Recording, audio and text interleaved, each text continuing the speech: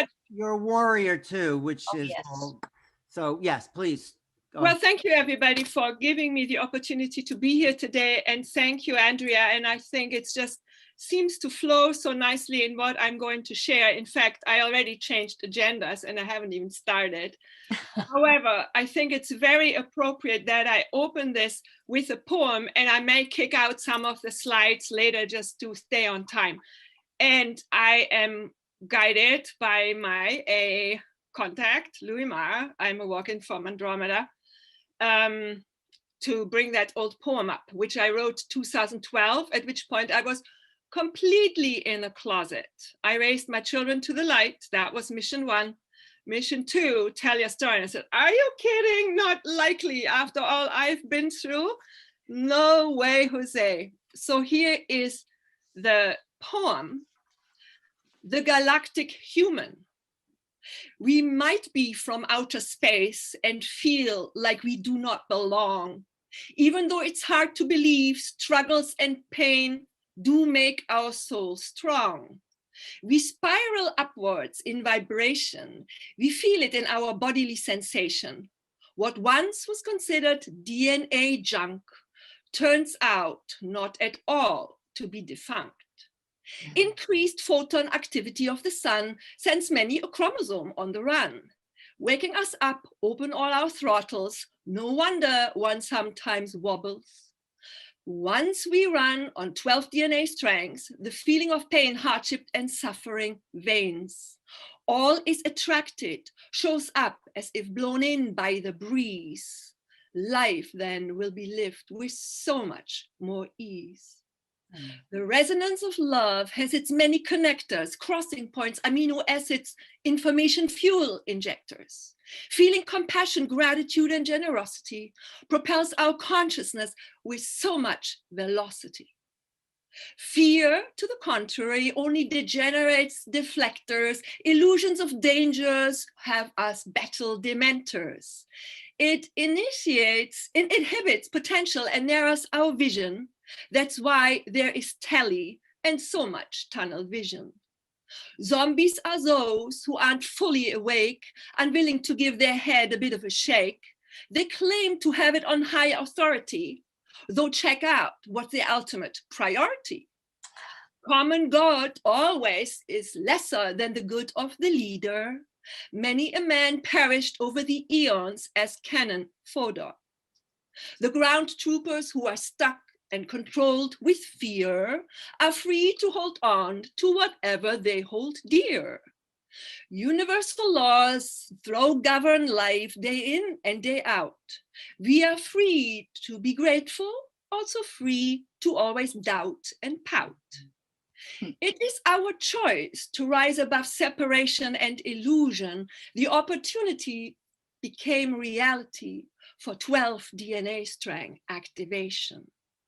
2012 was all about ascension, oneness, consciousness, and expansion. Embrace yourself as genetically encoded, cellular information being quickly promoted. Increased light means more knowledge, enables self to become free from old bondage. Darkness is lack of information, and masses succumb to manipulation. Our consciousness is expanding really fast. Soon we can transcend to fifth dimensional life at last. The veils of illusion will then be no more. We become the expression of our authentic self forevermore. Sit with this for a minute.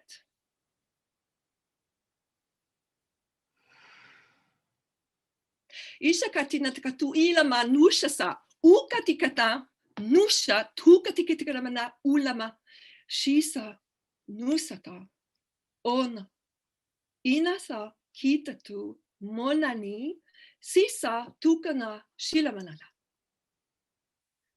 This is my light language coming through from Andromeda that I received a while back.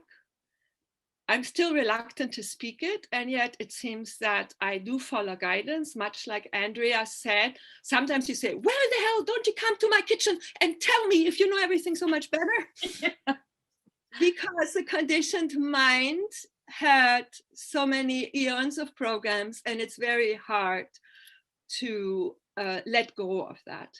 So I'm wondering if it would be okay to share my screen, because what I want to share with you today is just give you a quick rundown of what I had to go through to access and develop the trust to follow what I call my inner soul guidance system. You know, we follow a GPS if we go to a different city. You probably know about how to operate your computer, you know, what do you use? Is it a software, a word processor from, you know, your PC or your Mac Pages, whatever. We have all this training. But think about it. Where and when did you learn about what makes you tick?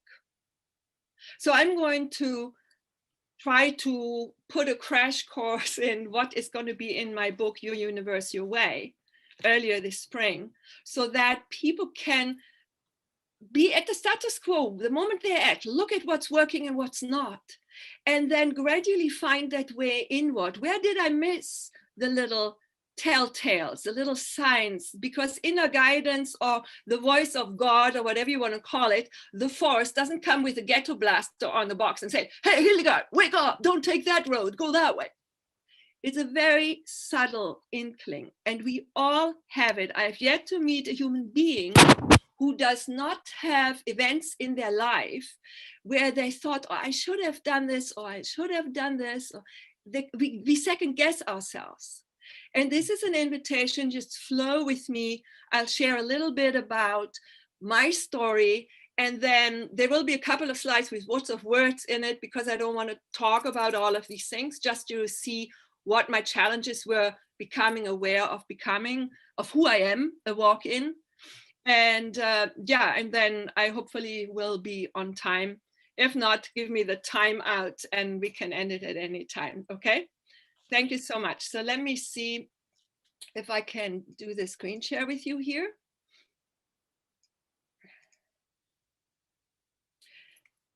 Okay, can you see that screen already or no?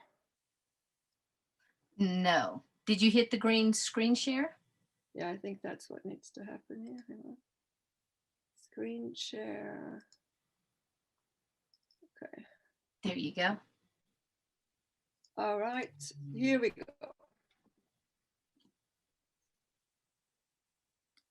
Hang on a second. I need to redo this because I want to start at the beginning. No. Sorry, one more time. Get it to the top. Here we go.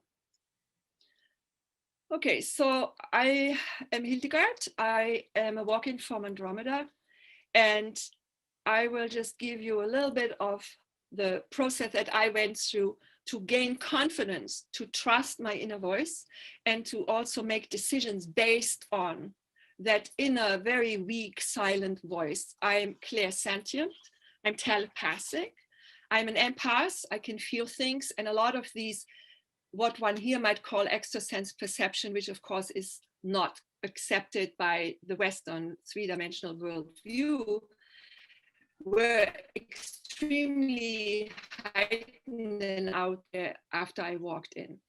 I chose to start up, and the picture, I have it behind me, attitude is everything for sure. However, if you look at the water drop and the top, this is you. There's all the wisdom, all the knowledge of all the lives and all the experiences you ever had.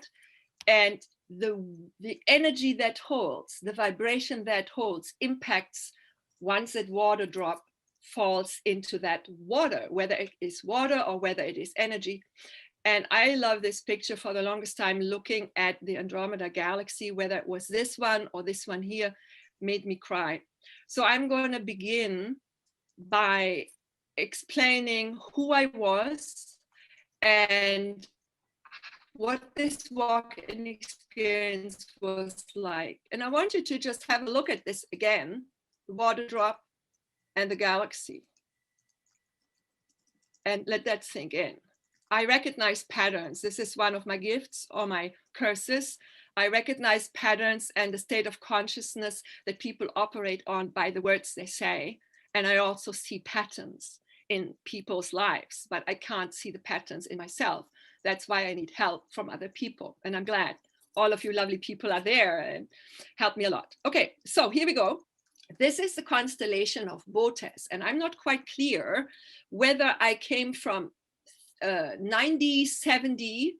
I was told that as downstep, the vibration in other dimensional realities are different. It's almost like you cannot plug a 120 volt blow dryer into a 220 volt electricity plug. And so what happens before the walk-in was ready to enter the physical machinery, the frequency had to be stepped down. And I have some remembrance of being on an Arcturian healing ship.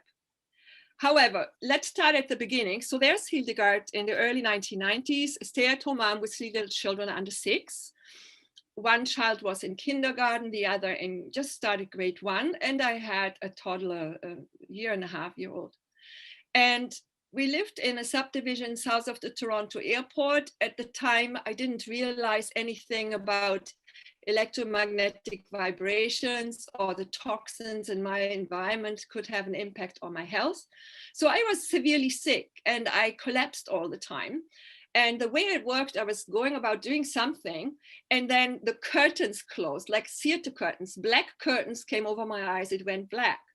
And this very moment, I was running after my youngest child. He was just about to run to the road, and I ran after him. And in the next moment, I saw ambulances coming off the 401 highway here in Toronto, driving into the subdivision. I saw my neighbors run together. It must have been like 4 o'clock in the afternoon. Everybody else came home from work or school or wherever. And I recognized that they were doing something with my body.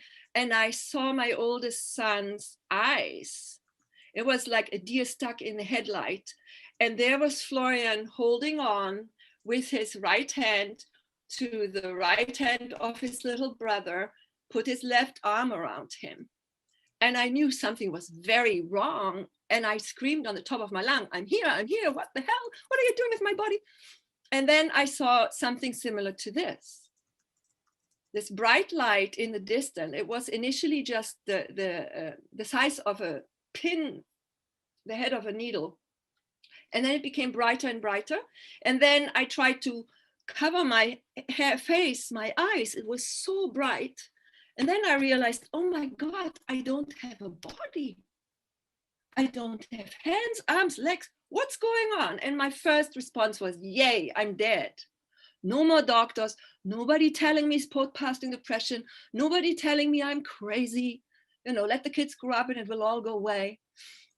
But then I remember I had 3 children and I screamed at the light, no, listen, stop. I like what you're saying. I want to be like you, and we need to make this all go back. This is not working. And no sooner had I thought that I wanted to go into the center of light, thinking that there is a human being I could talk to, I was immersed by this light. And this voice became louder and louder. And soon after, I felt this amazing cashmere sweater kind of hug. It was so soft. It was so loving.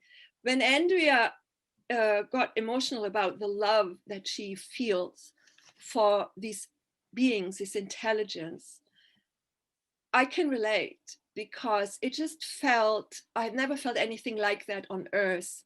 It's indescribable. Only people, I think, who experience that can relate how amazing it is. And I remember having a great conversation and I'm going, yeah, I agree. I want to do that. Sure, no problem.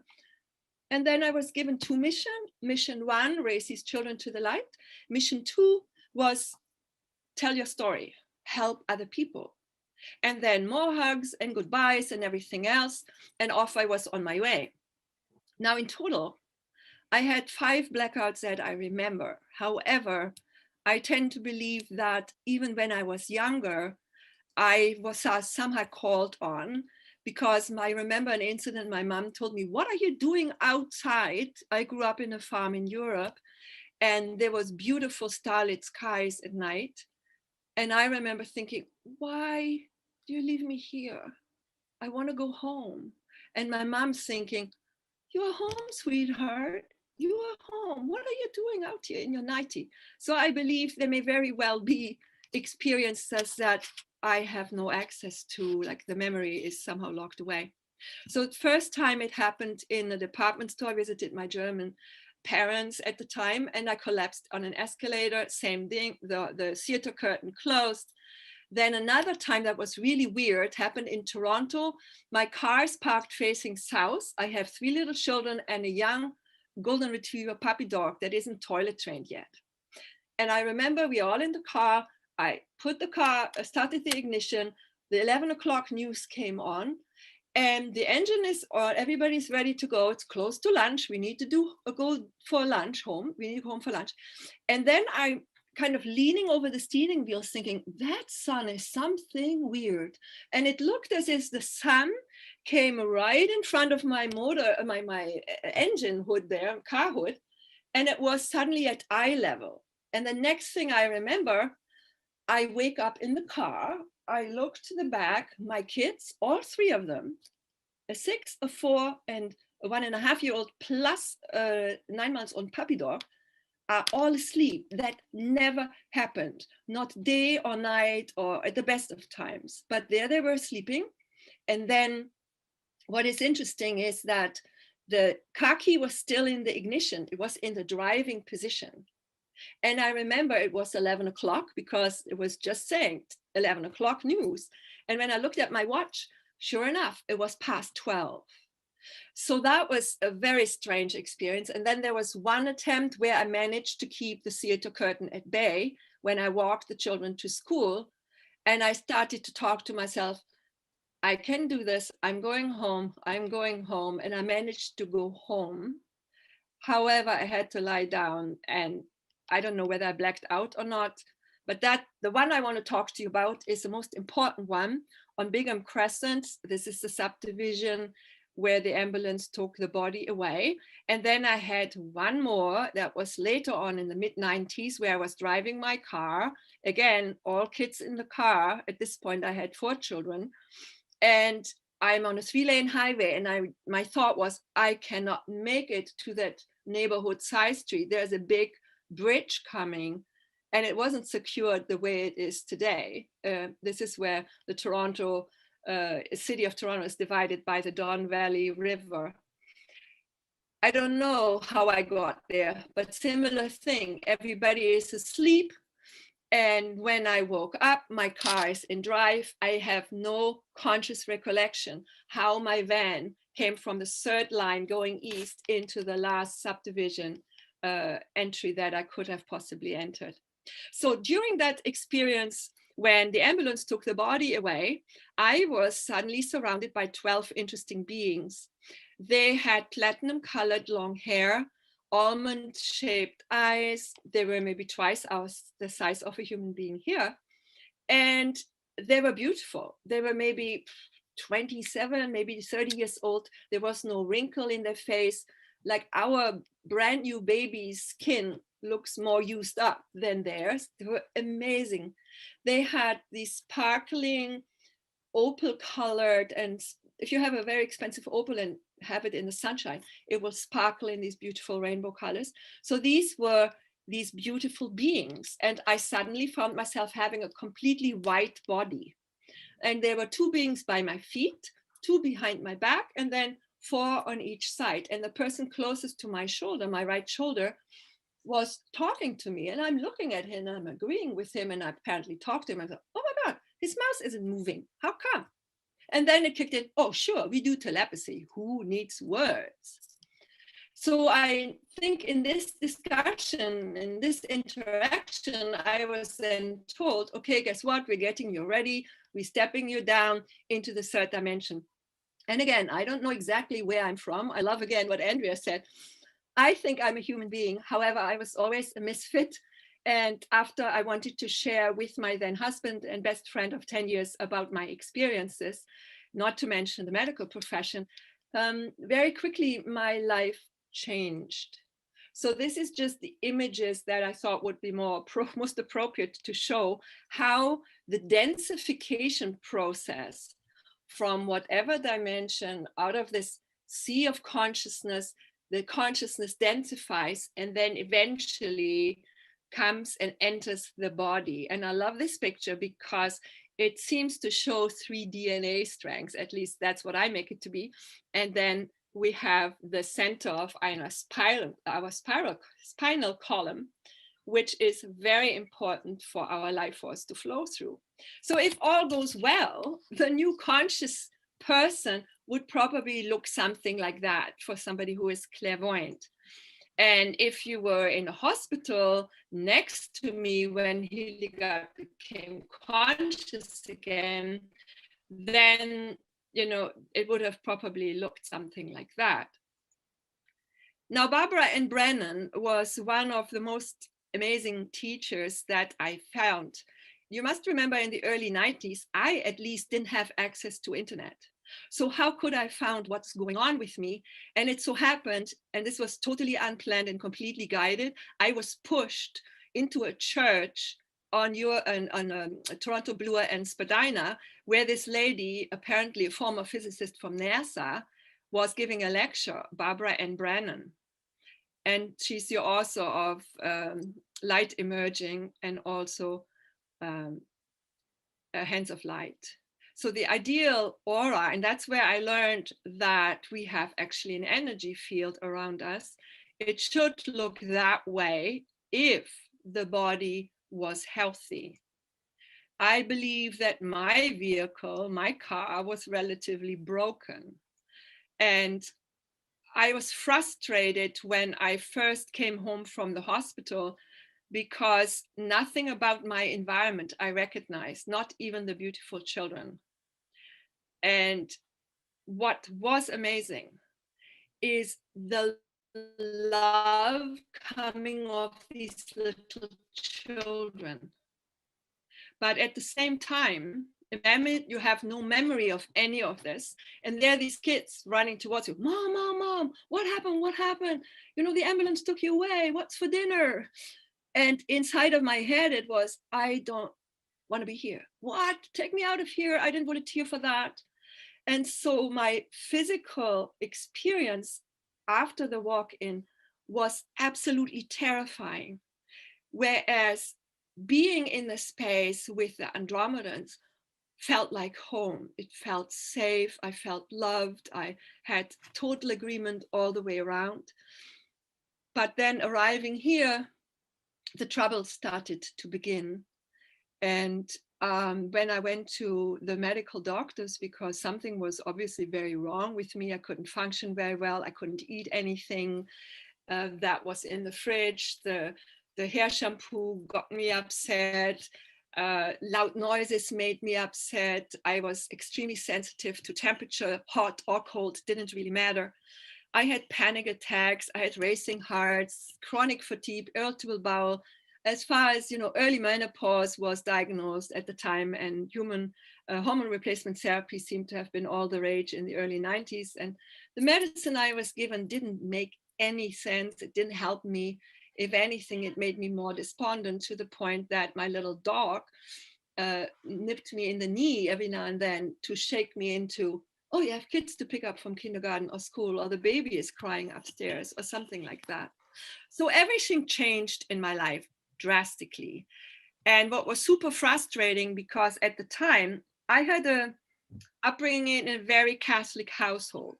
I was conditioned to believe that I'm a sinner, I'm a bad person, I need to repent, I have to go to confession every week, I have to suffer on this planet to eventually go to heaven.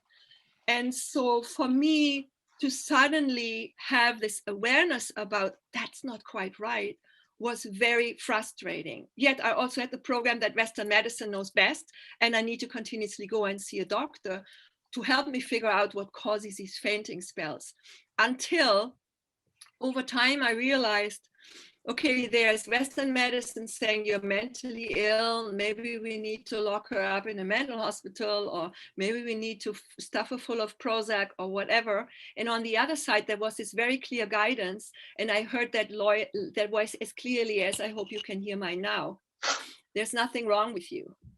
All is well. You may not get everything you want, but you are looked after. We can monitor all your vital signs on our screen. You're part of a walk-in program. The people on Earth have led up the playpen, because I was asking, why, what is this about? And what does it mean? And they said, well, you are here on a mission, and we'll tell you as you integrate, you'll get more, but they only give me little breadcrumbs. And then I had to go and find a bookstore, or at some point I registered even at York University here to figure out whether my brain would eventually be filled up with information or whether I could continue to learn new stuff, because I had no access to information. And then with the registration in the university, I had access to libraries all over Toronto. But sadly, there was nothing written on that, or at least I was not supposed to find the books at the time. They showed up later. So my frustration was, how did I get here? What the hell is going on? What makes me tick?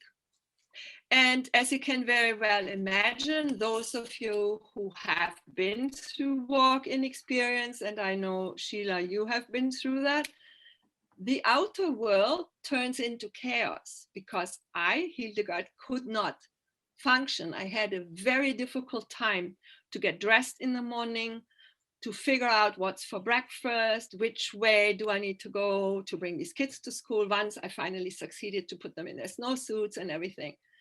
So the outer definitely reflects the inner. And I very much believe if I can also work in the outer, we can eventually find out what's happening on the inner. I think it works both ways. So that's when this path of looking inside for answers began.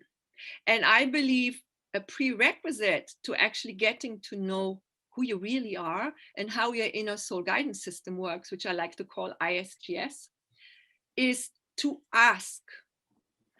And the asking for question is one thing, but to be able to receive it is another. Because in my personal situation, I believe my nervous system was was stuck in the fight and flight. And when we are hardwired into the fight and flight response, we do not have access to our frontal lobe. Creating thinking isn't happening. I'm stuck in the reptilian brain. And the simplest things, like using your car keys to open the car door, becomes an issue. At least it did become, for me, a very difficult problem. This is the image that a lovely, lovely lady I was privileged to meet, sadly not in person, yet over the phone and internet, was Cynthia Crawford. Cynthia Crawford had the gift to pick up on the guides of the people who were in contact with other dimensional beings. She did not create hair, but she creates the statue. And when I ordered the statue and it came into my house, I was shaking all over, tears were flowing. There is a very powerful energy attached to that. And I got in touch with Cynthia Crawford only in 2016. I know I'm jumping a little bit ahead, but just so you had a visual for Louis Maher. And I met somebody, Kevin Estrella, who has the website Pyramids on Mars, a musician, who introduced me to Cynthia. And in the time that we telephoned and emailed, I was given so much reassurance. And she encouraged me, continue to speak, continue to open yourself up. You committed to this mission. You got to do it, sweetheart, and you'll be protected and it's all good. So here are some of her creations. And I know some of you know Cynthia Crawford really well.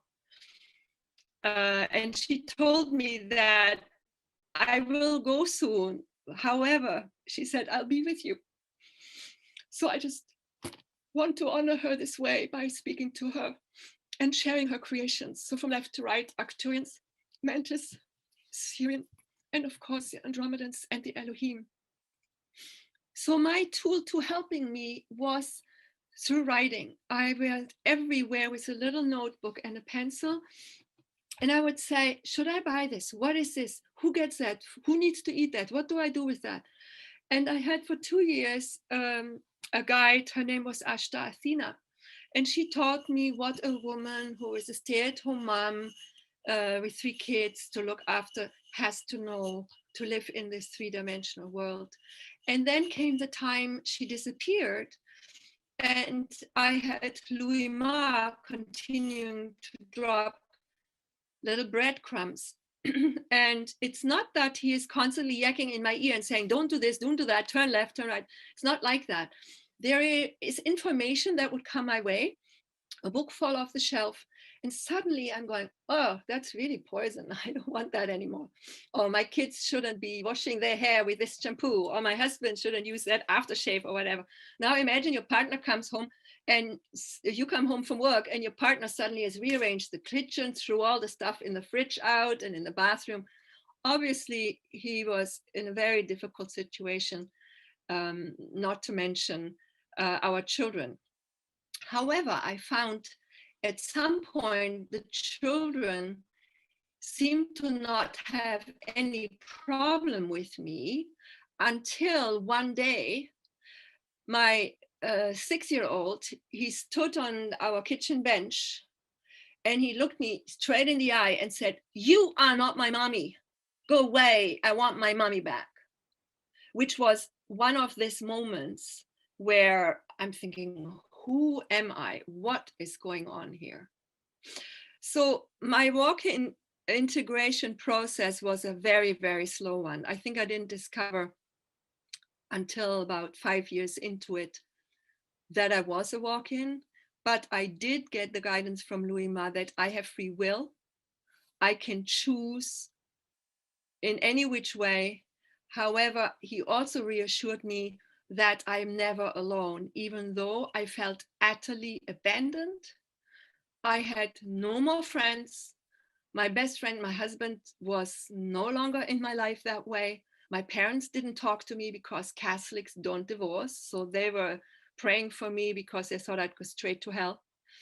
And it was a very, very challenging time. So I needed to surrender and say, okay, if I'm not supposed to die yet, whatever, show me. And once the student is ready, then the messengers show up. And among other things, books that fell off shelf, articles that I found sitting somewhere. And I came across the work of Nikola Tesla, which I didn't understand quite well. But among other things, I came across this book, this quote here. You know, the day science begins to study non-physical phenomena, it will make more progress in 1 decade than in all previous centuries of existence. And I believe that for me was the beginning. I started to look for quantum physics books in the library like there's no tomorrow. And then when I came about the work of Max Planck, like we're going back 1858, he's died 1947. He already said, all matter originates and exists only by virtue of force, of a specific force. We must assume that this force is behind the existence of consciousness and intelligent mind. Mind is the matrix of all matter. So in other words, the universe is mental. And Louis Ma told me once, I am at the center of my universe. Every creature in the universe creates their own universe, much like my liver cells is part of the universe of the physical body of Hildegard. That is the same as the sun is the center in our solar system. And it itself is again a cell in the system of suns. And it so happens we are now aligned with our galactic great central sun. And I know that before I walked in, that I had come through the galactic central sun and then through our sun. And that's a discussion for another time. However, I began to adopt the notion that as a human being, I'm a transmitter and a receiver unit. And I went back to college as an adult already in my early 40s. And Louis Ma kicked me into that college, literally. And I'm thinking, why would I do that? I have kids to feed. My oldest goes to university already. I cannot afford to do that. but it was simply to understand what that means, become a receiver and a transmitter. And when I asked, so what about this walk-in program? He was explaining whether you find it vertical, like a 10 or 120 store apartment building, and you have the ground floor up to the 125th floor, or you can tip it on the side and you think it's a string of pearls. Everything is connected. And the reason why that walk-in program this time around was created, and many people have said it before, had to do with the kids lighting up the playpen with a nuclear bomb.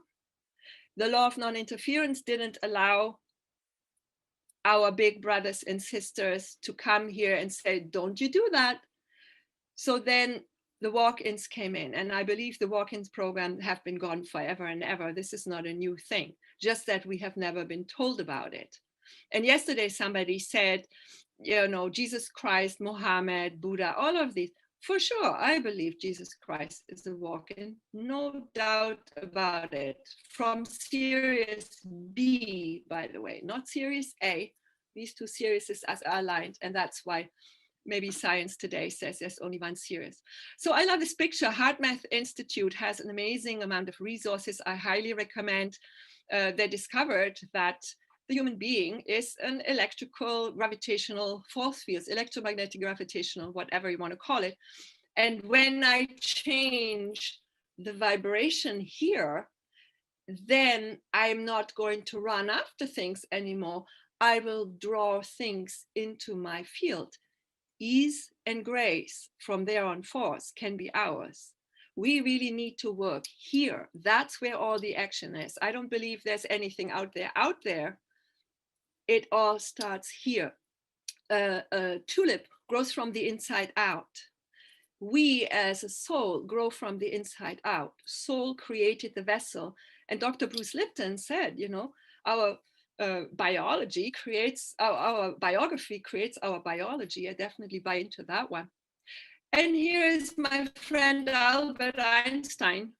And he says again, also, everything is energy. That's all there is. That's all there ever was. So if I match the frequency of that which I would like to experience in my reality, then there is no other way than for you to get that. It shows up in your world. It's not mysticism. It's not Pollyanna thinking. It's science. It's physics. And this gentleman knew this about 100 years ago already. Now here's the challenge. When I first walked in, and I began to get a glimpse of I'm energy, then why was it that I'm standing in my kitchen and I felt like there's somebody from behind trying to choke me? And over time, I learned that we have, I love Andrea talking about the little chickadee. The chickadee needs to develop the strength to break through that shell. And in the egg shell, there is this little skein. And this skein is very important. We have it in the outer layer of our auric field as well. Yet when I put substances into my system that weaken that skein, I can have all sorts of entities, non-corporeal intelligence come into my field. And I think that's what a lot of us who have paranormal experience or walk-in experience deal with. And the work of Barbara and Brennan, and there are many others, obviously helped me quite a bit. And in my challenge, I was really happy to have these 4 masters to be there to teach me, to the point that at every moment in time, they were able to bring me down, ground me, and also shift my perception on what was happening and what was important. And I ask and I complain to Louis Ma all the time, oh, if this is such a job, why that responsibility would have destroyed the vehicle and the whole mission would have gone out the window. So hence the kids are very vital. And they helped me change perception. And again, not coincidental then this morning, it was mentioned already before, the real act of discovery consists not of finding new lands, but in seeing with new eyes. And the journey of self-discovery is all about seeing new lands, seeing with new eyes. And then you discover new land, new worlds on the inside. There is an incredible guru, and I don't really like to use the word guru because this man, Sri Ashutosh Maharaj, he developed the gift to open, not just to open a third eye, but for us to see our soul light.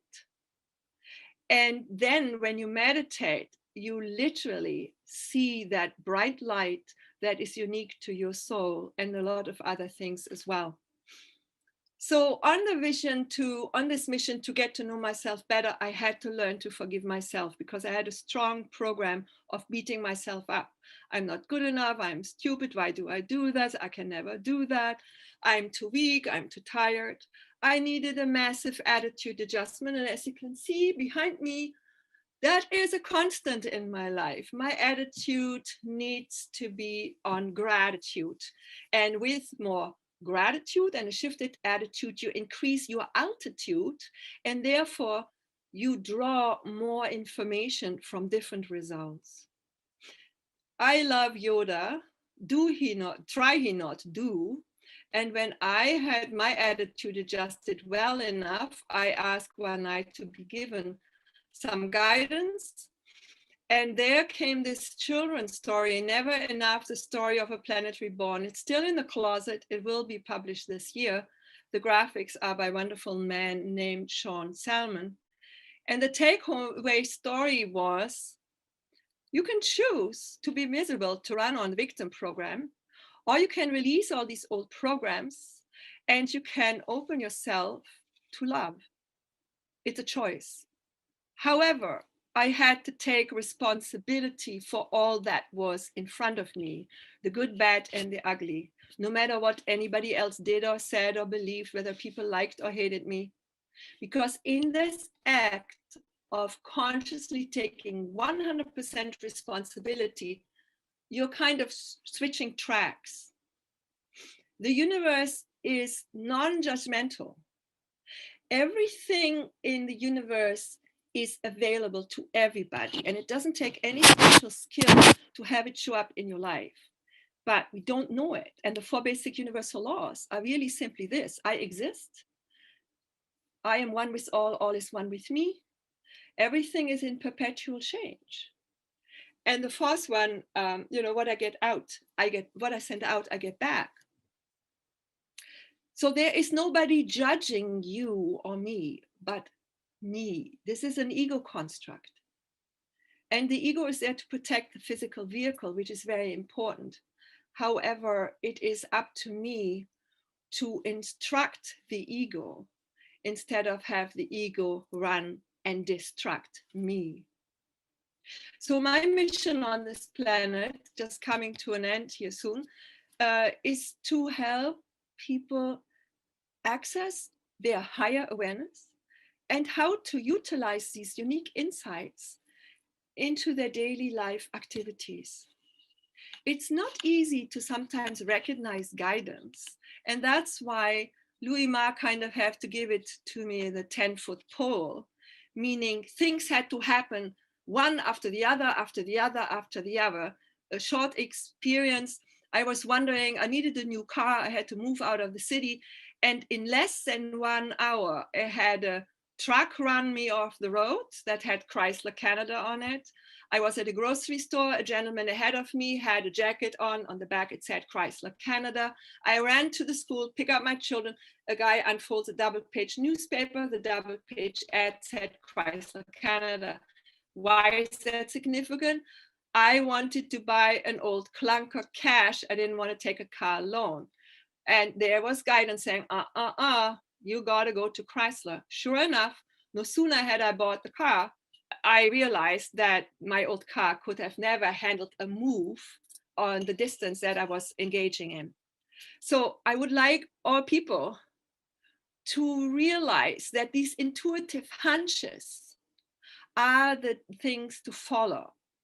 We most of the time do not have any logical frame of reference because the logic is stuck in the past. It's like a clutch lying on the sidewalk. it's useless. But if you know at which RPM to engage your stick shift, your clutch in a stick shift car, it propels you forward so beautifully. And this is how it is with our logic. So we need to learn to inform our heart, our head by the heart. And then we gradually find our inner voice. And we are here, we are gifted. All human beings are unique. You have a unique gift that nobody else has. And when you find what it is, and it's usually connected with your childhood dream, and it gives you the most joy, when you connect with this and you work with it and share it with the world, create your vision for the future around it, and then develop a mission, goals, action plan, then you'll find yourself in an incredibly wonderful life. I am so blessed to be here today, almost 30 years after my walk-in, and I kept my mouth shut about it for the longest time. And that I can be at this conference today is what I've been dreaming about. Maybe not so honestly, because at the time I refused that I was ever going to do it, but in time I warmed up to the idea. And I think it's important to have a vision, no matter how bad the here and now might appear. Create a vision of what it's going to be like in the future. When I had one leg literally paralyzed, nobody could figure out what was wrong. I had one leg and a broom to walk with and a baby to diaper. I lay in bed at night, seeing myself running across the beach with the kids and the dogs throwing sticks in the water. And there's a lot to the story. It was not just the visualization alone, but amazing people showed up in my life that helped me, and I learned to walk again. And it wouldn't have happened without visualization. It's a very powerful tool, especially if you connect it with the feeling. Feeling is the language of the soul, and it creates an elastic band. So in the future, that which is not yet, I then create this glue between the destination I want to go on. Or you can also call it a red thread upon which you can figure out which road to go.